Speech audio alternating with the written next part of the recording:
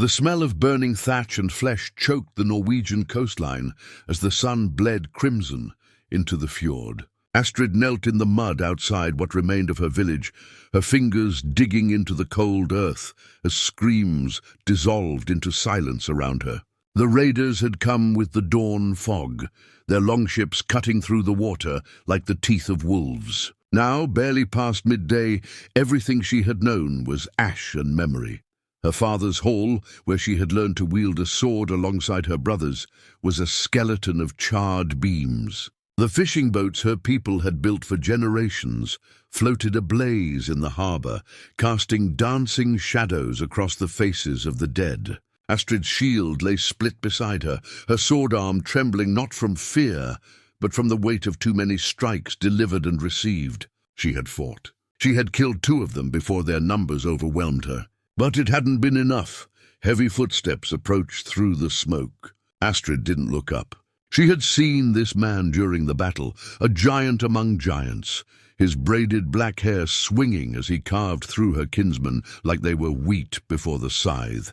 His name was being chanted by his warriors even now, Kjeld the Ruthless, Kjeld Bloodletter, Kjeld who had burned 17 settlements along the coast in 2 summers. The warlord who took no prisoners and left no stone standing.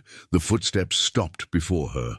A shadow fell across her face, blocking out the weak northern sun that struggled through the smoke. Astrid finally raised her eyes, meeting her death head-on as a shield maiden should. She would not beg. She would not weep. She would go to Valhalla with her head high, even if her heart was shattered. Kjeld stood over her, his broad chest heaving beneath a tunic dark with other people's blood. His face was all hard angles, sharp cheekbones, a jaw like granite, eyes the color of a winter sea before a storm. Those eyes held no mercy, no warmth, only the cold calculation of a man who had perfected the art of destruction. His sword, still dripping, rose above her neck. The blade caught the firelight, gleaming orange and red, like it had been forged in the very flames consuming her village. Astrid straightened her spine, lifting her chin to expose her throat. If death was coming, she would make it clean. Her lips moved in a silent prayer to Freya, asking only that she be judged worthy of the halls beyond. The sword hovered there, steady in Kjeld's massive hand. 1 stroke. That was all it would take. Then she looked directly into his eyes. For the first time in 7 years, Kjeld the Ruthless hesitated. His sword trembled. His breath caught in his chest as if Thor himself had struck him with lightning. The color drained from his weathered face, leaving him pale as morning frost. His lips parted and a single word escaped, a name he had not spoken aloud since the funeral pyre consumed everything he loved. Helga. Astrid's brow furrowed in confusion. My name is Astrid, but Kjeld wasn't listening. He was staring at her face as if seeing a ghost made flesh, the high cheekbones dusted with freckles, the unusual amber-brown eyes that seemed to hold fire and earth at once, the curve of her mouth, even the small scar above her left eyebrow. His hand shook now, the sword dipping as memories crashed over him like North Sea waves. His wife, his Helga, dead these 7 years, taken by fever while he was away raiding in England. He had returned to find her cold body wrapped in white linen, and something inside him had died with her. He had buried his heart with her bones and become the monster that men now whispered about in fear. Yet here, kneeling in the mud and blood of her ruined village, was her face. Her exact face. It was impossible. The gods were cruel, but this was torment beyond imagining. Stand up, Kjeld commanded, his voice hoarse. His men were watching now, confused by their leader's sudden paralysis. He never hesitated. He never faltered. But they could see something had changed in his expression, something haunted moving behind his eyes.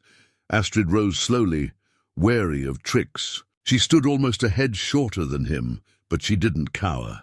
Even weaponless and defeated, she held herself like a warrior. Mud and soot streaked her face, and blood, some hers, some not, matted her blonde hair, but her gaze remained defiant. She was perhaps 20 winters old, young but hardened by the harsh coastal life. You will come with me, Kjeld said, sheathing his sword with a sharp metallic sound that seemed to seal her fate. "You are my prisoner now. Kill me or let me die here with my people," Astrid shot back. "I won't be a slave to the man who murdered my father." Something flickered in Kjeld's expression. Was it pain? Regret? It vanished before she could be certain. "You have no choice in this. You live because I will it. Bind her," he ordered 2 of his men. "But carefully. Any man who harms her answers to me with his life." The warriors exchanged glances, but obeyed immediately. They bound Astrid's wrists with leather cord, gentle enough not to chafe, but secure enough to hold. As they led her toward the beach where the longships waited, she looked back at her burning village one final time. Her mother had died in childbirth when Astrid was 12. Her brothers had fallen in the first moments of the raid. Her father, the chieftain, had died defending his hall. She was alone now, truly alone, being dragged aboard the ship of her family's killer. The longship rocked gently as warriors loaded plunder, iron, furs, barrels of dried fish. Astrid was placed near the mast, given a cloak against the cold and a waterskin, treatment far better than any captive should expect. The other prisoners, 3 women and an old man, were huddled at the stern, terrified and weeping. But Astrid was kept separate, under Kjeld's direct watch. As the ships pushed away from shore, oars cutting into the grey water, Kjeld stood at the prow and stared at the horizon. But his second-in-command, a scarred warrior named Thorstein, approached Astrid with curiosity burning in his eyes. "I have sailed with Kjeld for 12 years, Thorstein said quietly, crouching beside her. "I have never seen him spare anyone. What witchcraft do you possess, girl?" "No witchcraft," Astrid replied, her voice cold. "I possess nothing but the face of a dead woman, apparently." Thorstein's eyes widened. "You know about Helga?" "I know nothing. Your warlord called me by that name before deciding I should live as his prisoner instead of dying with honor." The older warrior studied her face for a long moment, then released a low whistle. "By Odin's eye, the resemblance is uncanny. I knew Helga. She was kind, gentle, everything Kjeld was not." She softened his edges. "When she died, those edges became blades, and he has cut down everyone in his path since." He paused, his voice dropping to barely a whisper. "If you truly look like her, you're either the god's gift to save him from himself, or their curse to drive him completely mad. For your sake, girl, pray it is the former." With that, Thorstein rose and returned to the oars, leaving Astrid alone with her racing thoughts. The coastline of her homeland grew smaller, then disappeared entirely into the mist. She was sailing into the unknown, with a man haunted by ghosts, a warlord who saw his dead wife's face every time he looked at her. The cold wind bit at her cheeks, and somewhere in the distance, a raven cried out, Odin's messenger, watching the fates of mortals spin out like threads on the Norn's loom. Astrid closed her eyes and made herself a silent vow. She would survive this. She would learn why this man had spared her, and somehow she would have her vengeance for her family, even if it took years, even if it meant pretending to be the ghost of his beloved wife. 3 weeks had passed since the raid, and Astrid found herself in a world she never imagined. Kjeld's stronghold sat on a rocky peninsula in the Hardanger Fjord, surrounded by steep cliffs and accessible only by a narrow path that could be easily defended. The main hall was massive, its timber walls carved with intricate depictions of battles and gods. Smoke from the central fire drifted up through the roof opening, and at night, the hall filled with the sounds of warriors drinking and boasting about their conquests. But Astrid was not kept with the other thralls. She had been given a small room in the back of the hall, furnished with a proper bed, covered in furs, a chest for belongings she didn't possess, and even a small brazier for warmth. The door had no lock. She was free to move about the compound, though armed guards watched her always. It was a strange captivity, not quite prisoner, not quite guest. She existed in a liminal space that confused everyone, including herself. Kjeld avoided her. In 3 weeks, he had spoken to her only twice. Once to ask if she needed anything, his voice stiff and formal, and once to order her to join the evening meal in the great hall. Both times, He had looked at her only briefly before his gaze skittered away, as if staring too long would set him ablaze. Yet she often felt his eyes on her when he thought she wasn't paying attention, studying her with an intensity that made her skin prickle. The other inhabitants of the stronghold didn't know what to make of her either. The warriors gave her a wide berth, uncertain of her status. The thralls and servants watched her with suspicion and envy. Why should this new captive receive such treatment when they scrubbed floors and hauled water? Only 2 people approached her: Thorstein, who seemed genuinely concerned for her well-being, and an elderly woman named Ragnar, who had been Helga's companion in life. Ragnar found Astrid one grey morning as she stood on the wooden ramparts, staring out at the fjord. The old woman's weathered face was kind, but her eyes held a deep sadness. She carried a wooden tray with bread, cheese, and warm ale. "You should eat more," Ragnar said, setting the tray on the railing. "You have grown thin." "I have little appetite for food given freely by the man who slaughtered my family," Astrid replied, but she took the bread anyway. Hunger was hunger, and starving herself wouldn't bring her father back. Ragnar settled beside her with a soft grunt, her joints protesting the cold. For a long moment they stood in silence, watching fishing boats navigate the dark waters below. Finally, the old woman spoke. "I knew Helga from the time she was born. I delivered her into this world, and I wrapped her body for the funeral pyre when she left it." Ragnar's voice carried the weight of long grief. "She was the daughter of a chieftain from the south, given to Kjeld to seal an alliance when she was 17. At first I feared for her. Kjeld was already known for his ferocity in battle, his ambition, his temper. But Helga saw something in him that no one else could see, a man desperate to prove his worth, haunted by a childhood of scarcity and struggle." Astrid listened despite herself. "Understanding your captor was a weapon," she reasoned. "Knowledge was power." She gentled him, Ragnar continued, not by breaking his spirit, but by showing him there was more to life than conquest and glory. She taught him to read the old stories, to appreciate the beauty of a sunset, to laugh without cruelty. In their 5 years together, I watched him transform from a brutal warrior into something approaching human. He loved her with an intensity that frightened me sometimes, as if she was the only thing anchoring him to goodness. "Then she died," Astrid said quietly. "Then she died," Ragnar echoed. "And the man she had cultivated died with her." He burned the southern shore in his grief, taking his rage out on anyone unfortunate enough to cross his path. His men followed him because they feared him, because he led them to victory and wealth. But they also whispered that he was trying to die in battle, seeking a glorious death that would take him to Valhalla, where Helga waited. Yet the gods refused to grant him that mercy.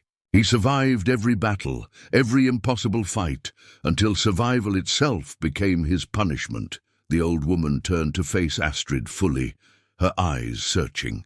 "And now you appear wearing the face of his salvation. Do you understand what that means, child? You are either the gods' mercy or their cruelest joke. He doesn't know which, and neither do I. I am not her," Astrid said firmly. "I am Astrid, daughter of Jarl Olafur of Stormvik. I am my own person, not a replacement for a dead woman. I know that. But does he?" Ragnar gestured toward the great hall, where Kjeld could be seen through the open doors, sitting alone at the high table, staring into his untouched cup of mead. "That man is being torn apart. Every time he looks at you, he sees his greatest joy and his deepest shame. You remind him of what he lost and what he's become in her absence. It's torture for him." "Good," Astrid said coldly. "He deserves to suffer after what he's done." "Perhaps," Ragnar agreed. "But remember this, a tortured animal is the most dangerous kind. If you push him too far, he might break completely. And I'm not certain any of us would survive what comes after."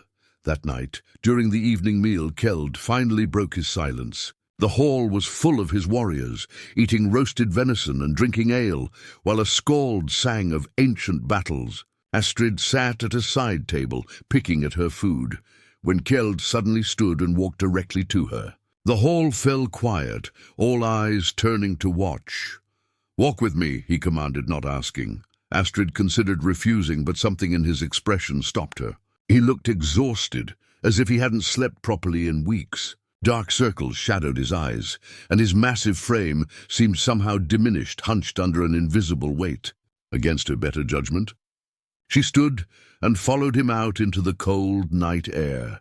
They walked in silence to the edge of the compound, where the land dropped away to reveal the fjord spreading out below them, silvered by moonlight. The stars burned cold and bright overhead, and somewhere in the distance a wolf howled. Geld stopped at the wooden fence, gripping it with both hands, as if it was the only thing holding him upright. "I need to know something," he said finally, his voice rough. "And I need you to answer truthfully. Did you have a grandmother or great-grandmother from these lands? A woman who might have traveled south to your region?" Astrid frowned. "Why does that matter?" "Because you don't just resemble Helga in passing. You could be her twin.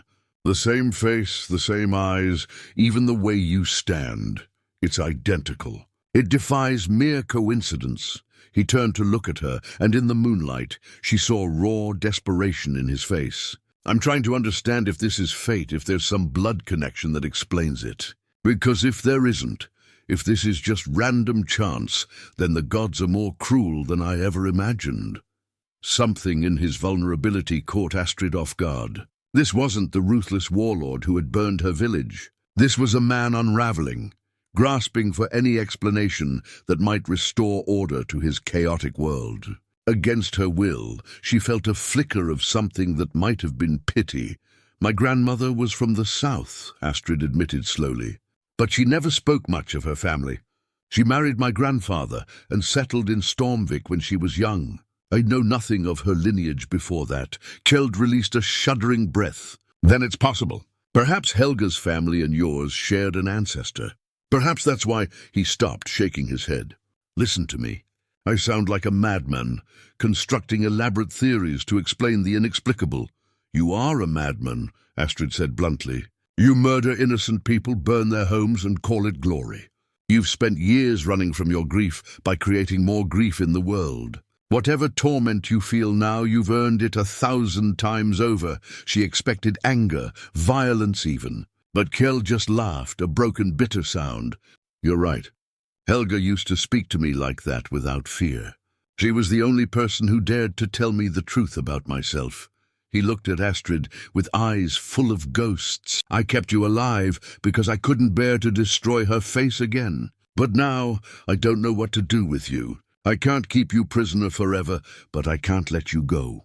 You're the last thread connecting me to the man I used to be, and I'm terrified of what happens when that thread breaks." For the first time since her capture, Astrid saw Kjeld not as an enemy, but as a human being, damaged, lost, and dangerous in his brokenness. It would be easy to hate a monster, but a man struggling with his own demons, that was more complicated.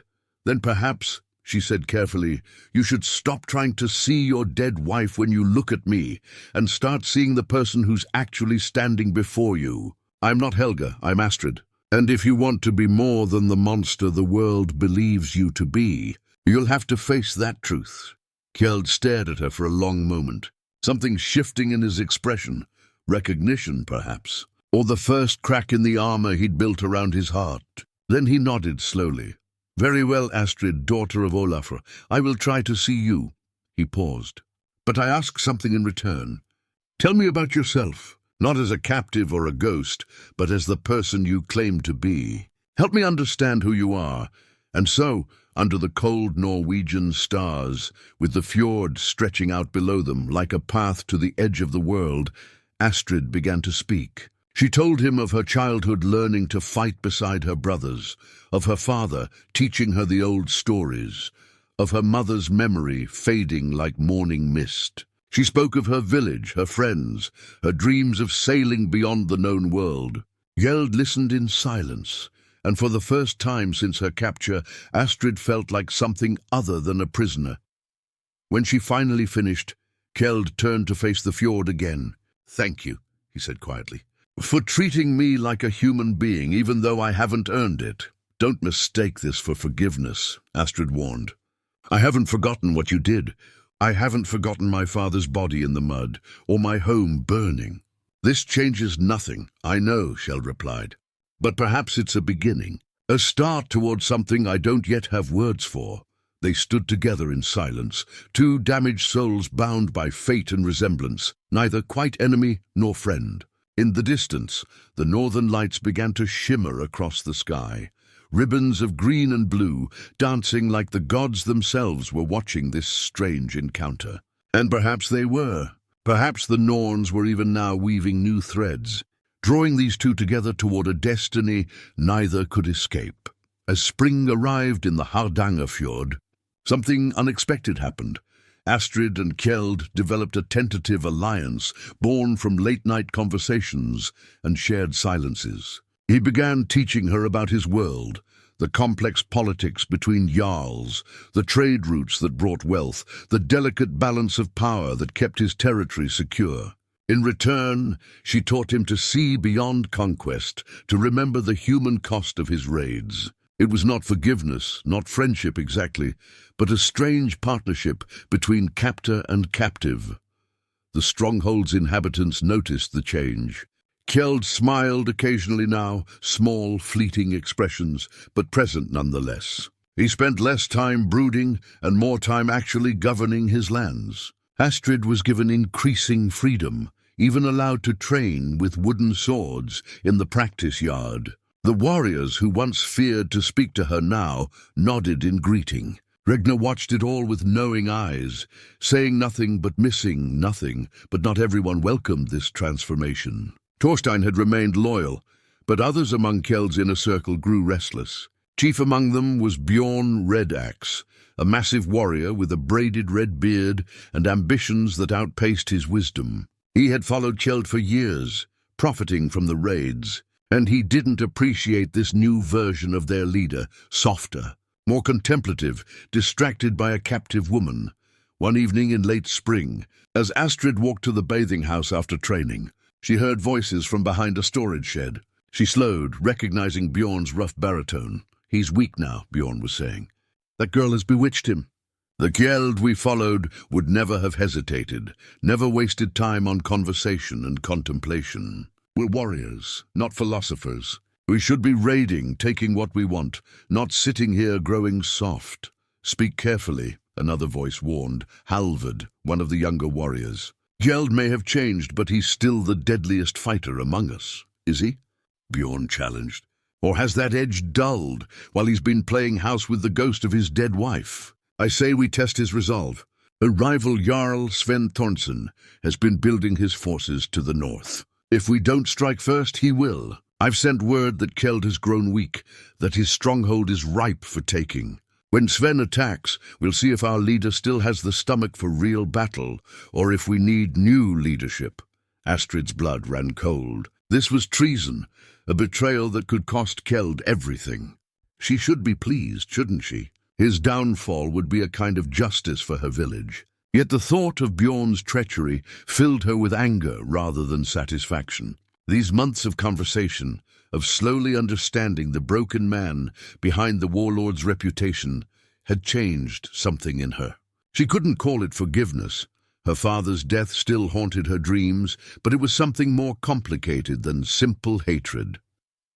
She hurried back to the great hall, finding Kjeld alone at the high table, reviewing trade ledgers by candlelight. He looked up as she entered, surprise flickering across his face at her urgent expression. "We need to talk," Astrid said without preamble. Privately, Kjeld gestured to the side chamber where he conducted important meetings. Once inside with the door closed, Astrid recounted everything she'd overheard. Kjeld's expression grew darker with each word, his jaw clenching until she could see the muscle jumping beneath his beard. "Bjorn," he said softly, dangerously. "I gave him everything, silver, status, glory, and he repays me with betrayal. He sees your change as weakness," Astrid said. "He wants the old Kjeld back, the one who thought only of conquest and blood." "The old Kjeld was dying inside," Kjeld responded, meeting her eyes. "I didn't realize it until you forced me to see it. Helga tried to show me a different path, and I followed it while she lived. When she died, I thought that path died with her. But you've reminded me it's still there, still possible. And now Bjorn would take even that small hope from me. What will you do?" Kjeld was silent for a long moment, his fingers drumming on the table. "If Sven Thornson is truly preparing to attack, I need to know. I'll send scouts north immediately. As for Bjorn," he paused, something cold entering his expression. "I'll deal with him when the time is right, but quietly. A public execution would divide my warriors, and I need them united if battle is coming." Over the following week, the scouts confirmed Astrid's warning. Sven Thornson was indeed gathering his forces, and messengers had been spotted traveling between his hall and Bjorn's quarters. The betrayal ran deep. Kjeld called a council of his most trusted men, Thorstein, Halvard, and a few others who had proven loyal over the years. Notably, Bjorn was excluded. "Sven will attack within a fortnight," Kjeld announced. "He expects us unprepared, divided, weak. He's been told I've lost my edge." He looked around the table, his gaze sharp as a blade. "He's been told wrong. We'll prepare for siege, fortify our positions, and when he comes expecting easy victory, we'll remind him why this stronghold has never fallen."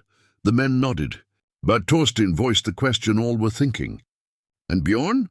He's been meeting with Sven's messengers." "I know," Kjeld said calmly. "When the battle comes, Bjorn will make his choice. Stand with us or reveal himself as the traitor he is. Either way, he'll face justice."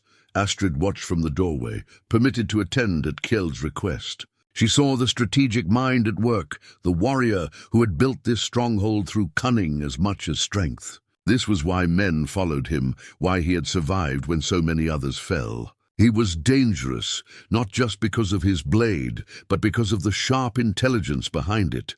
The attack came on a grey morning, wrapped in fog. Sven's forces approached by ship and by land, attempting to surround the peninsula. But Kjeld had positioned archers on the cliffs and boats to block the narrow fjord entrance. What should have been a surprise assault became a brutal, grinding battle. Astrid stood on the ramparts, a real sword in her hand now. Kjeld had insisted, saying she'd earned the right to defend herself. Below, men fought and died in the mud. The clash of steel on steel rang out across the water. Blood turned the ground dark. She spotted Kjeld in the thick of it, his sword rising and falling with terrible precision, his warriors rallying around him. The weakened warlord fought like a man possessed, reminding everyone why they had feared him in the first place. Then she saw it, Bjorn, positioned near Kjeld's flank, suddenly stepping back from the fight. A gap opened in the defensive line, and Sven's warriors poured through. It was deliberate. Bjorn was opening the way for the enemy, betraying his leader in the midst of battle. "Traitor!" Someone shouted, and suddenly the battle within the battle erupted. Bjorn found himself facing not Sven's men, but his own former companions. Thorstein and Halvard moved to close the gap, while other warriors engaged Bjorn directly. The red-bearded warrior fought viciously, knowing he was doomed either way, taking 2 men down before Thorstein's sword found his side. Kjeld saw it all. He saw Bjorn fall, saw the betrayal play out exactly as he'd predicted. His face showed no emotion, only grim satisfaction that his judgment had been correct. Then he threw himself back into the battle with renewed fury, his warriors feeding off his energy.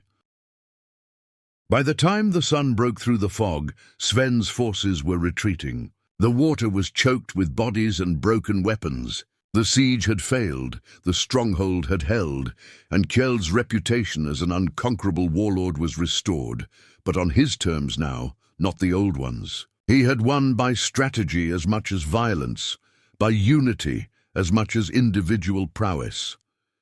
Astrid found him after the battle, sitting alone on the ramparts, cleaning his sword. He looked exhausted, older somehow, as if the day had aged him years. Blood streaked his arms and face, but he seemed uninjured beyond minor cuts. "You fought well," he said without looking up.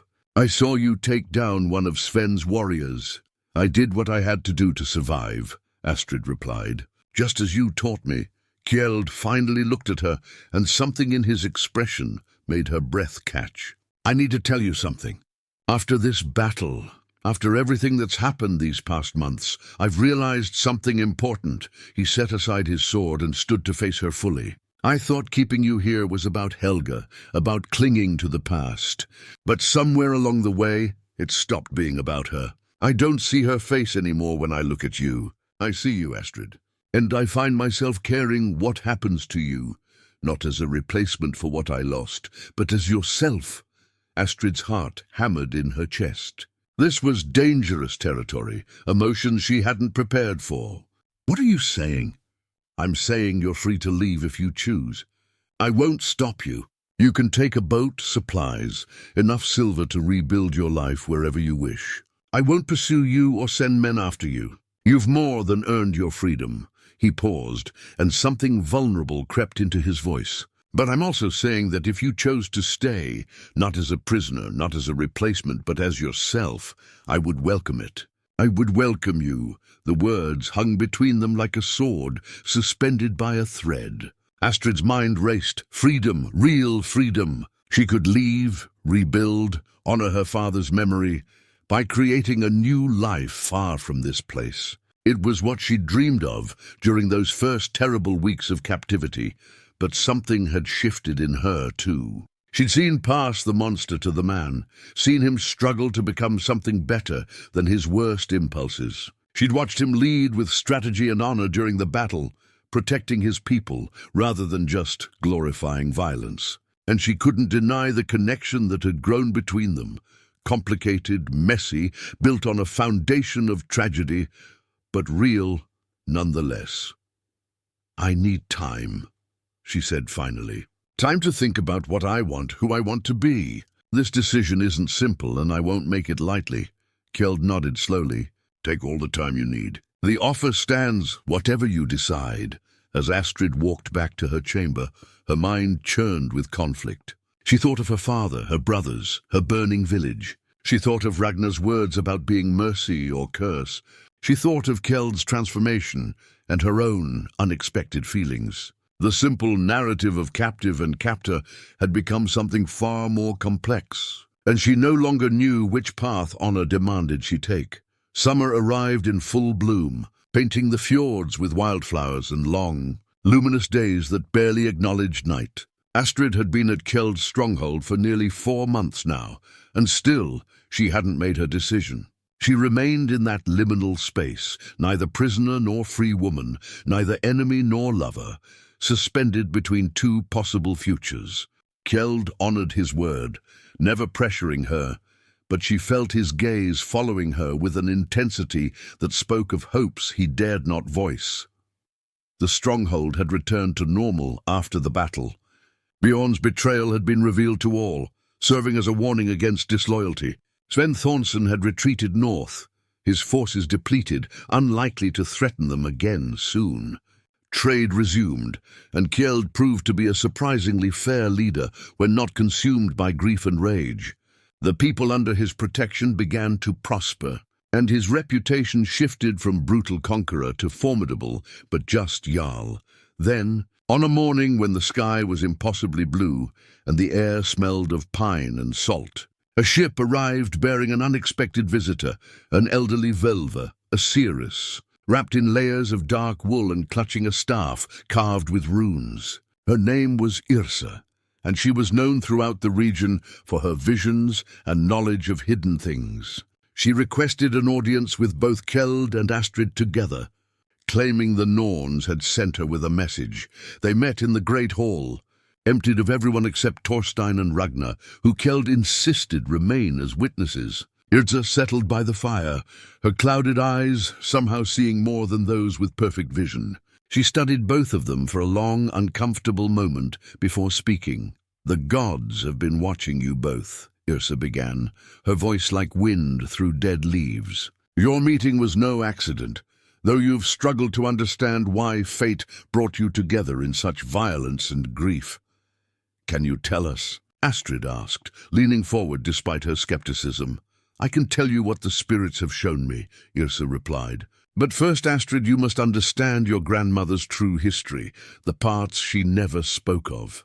Astrid's breath caught. "You knew my grandmother." "I knew of her.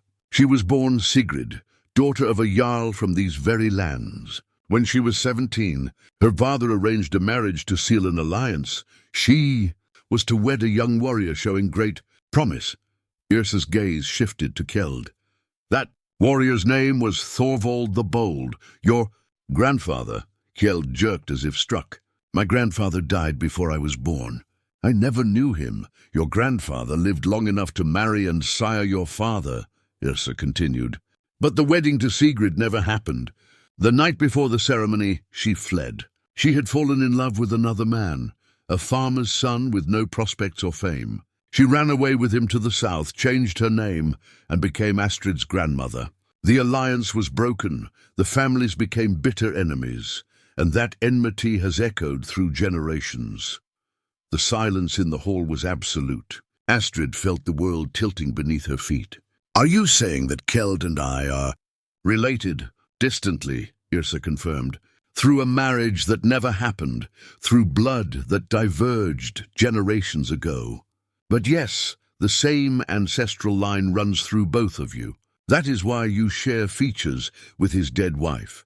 Helga was also descended from that same bloodline through a different branch. The resemblance is not coincidence, but ancestry revealing itself across the years. Kjeld stood abruptly, his chair scraping against the wooden floor. This can't be. The gods wouldn't be so cruel as to— The gods are neither cruel nor kind, Yrsa interrupted. They simply weave the threads the Norns provide. And those threads have brought you two together for a reason, beyond coincidence or revenge. She fixed them both with her strange, clouded gaze. You, Kjeld, were drowning in grief and violence, becoming a monster that would have eventually destroyed you and everyone around you. You, Astrid, were on a path toward endless hatred and vengeance that would have consumed your soul. The gods arranged this meeting, brutal as it was, because you needed each other to become whole. My father still died, Astrid said, her voice breaking. My village still burned. How can you call that divine purpose? I don't claim to understand the full wisdom of the gods, Yrsa replied gently. But I can tell you what I've seen in my visions. If Kjeld had not raided your village that day, he would have continued his path of destruction until a rival Jarl finally killed him in battle within the year. He was seeking death, whether he admitted it or not. And if you had not been taken captive, you would have spent your life planning revenge, eventually dying in a failed attempt to assassinate him, achieving nothing but your own meaningless death. She paused, letting her words sink in. Instead, you both survived. You both changed. Kjeld remembered what it meant to be human, and you learned that even monsters have reasons for their monstrosity. Neither of you is the same person you were 4 months ago. That transformation, painful as it has been, is the gift the gods gave you both. Thorstein spoke up from his corner, his voice hoarse with emotion. I've known Kjeld for 12 years. The man sitting here now is closer to the one I first followed, before grief twisted him, than anything I've seen in 7 years. If divine intervention was required to bring him back, then perhaps the cost was justified. That's easy to say when it wasn't your father in the mud, Astrid shot back. But the anger in her voice lacked its former conviction. She understood what Thorstein meant, even if accepting it felt like betrayal. Ragnar moved from her place near the wall, approaching Astrid and taking her hands. Child, I watched Helga die. I watched Kjeld descend into darkness afterward. I've prayed every night for 7 years that something would break through to him, would remind him of who he used to be. When you arrived, I thought you might be that miracle.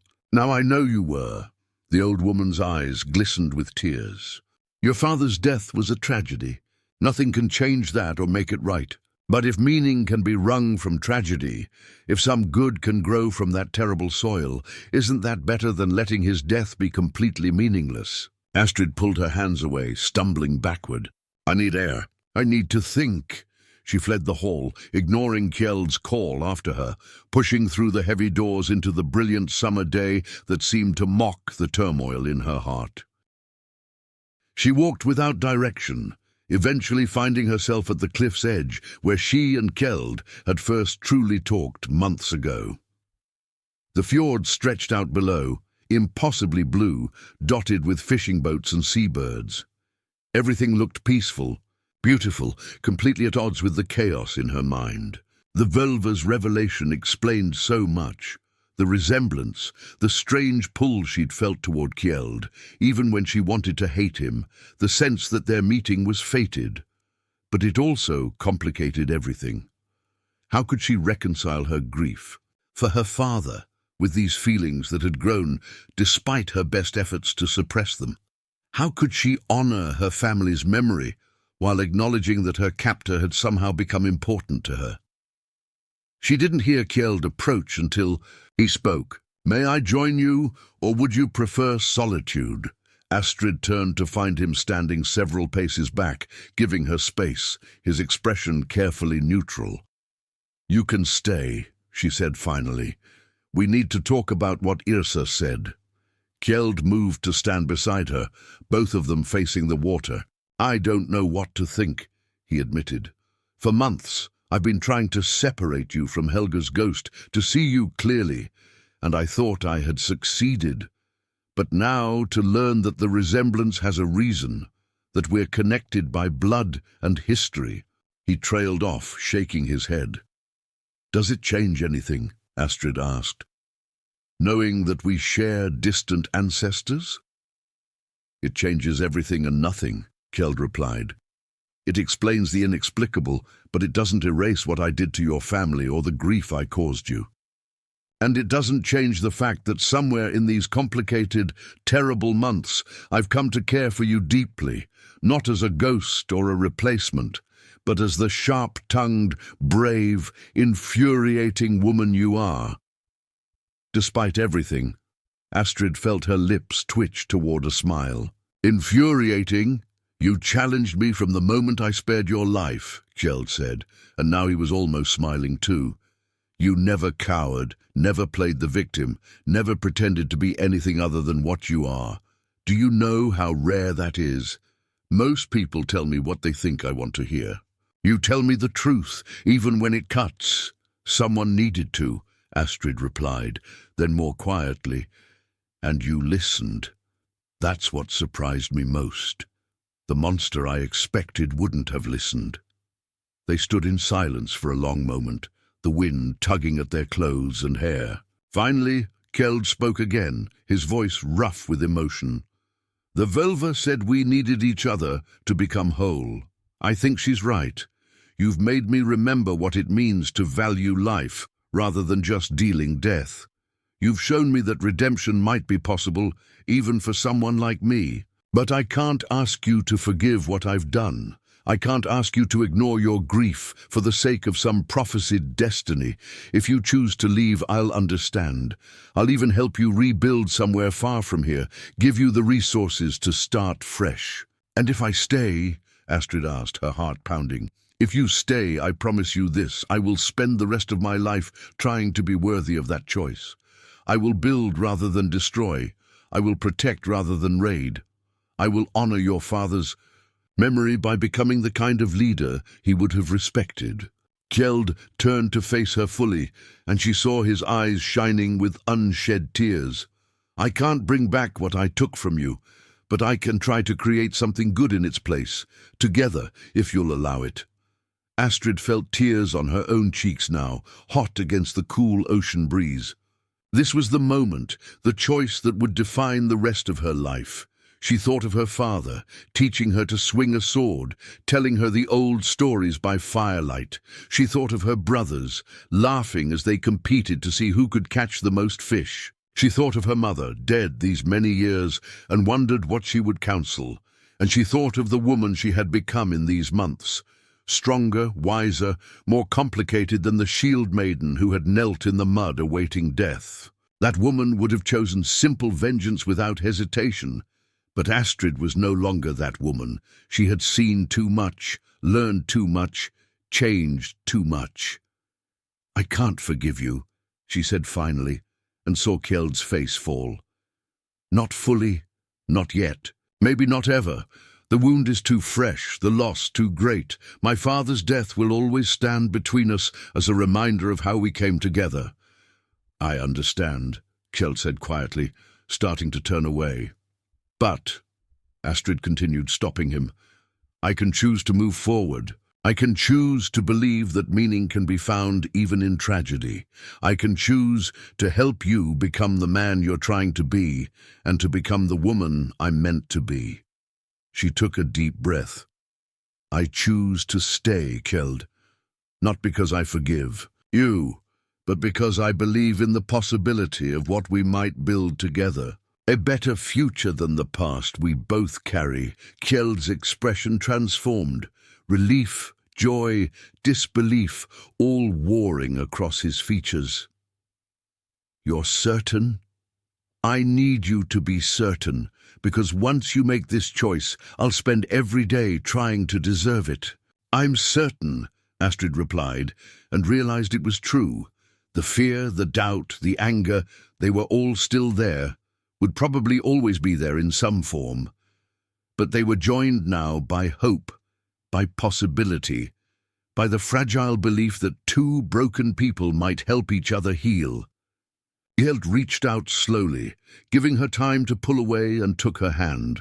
His palm was calloused from years of wielding a sword, scarred from countless battles, but his touch was gentle.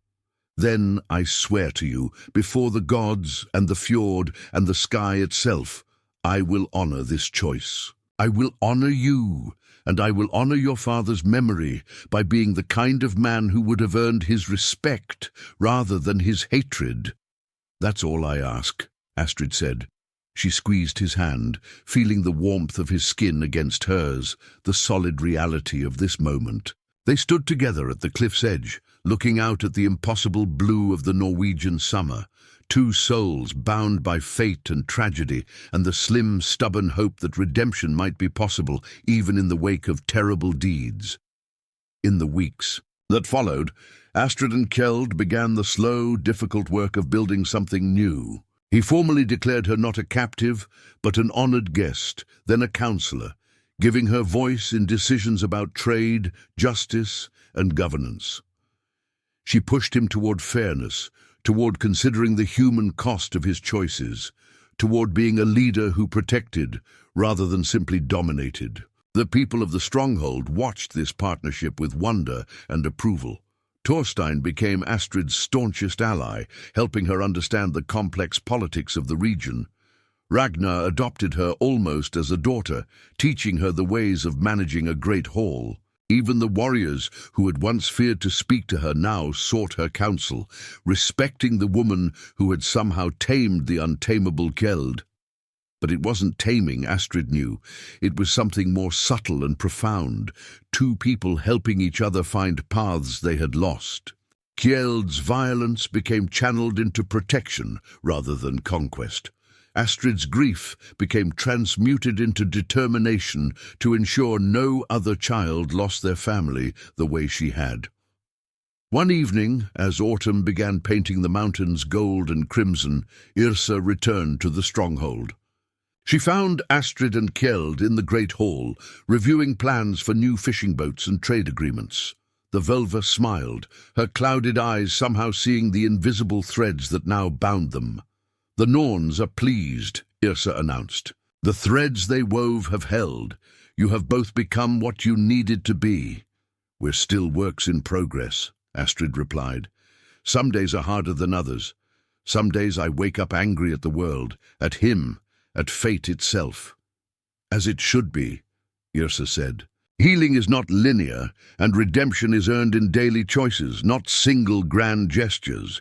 But you've started the journey, both of you. That's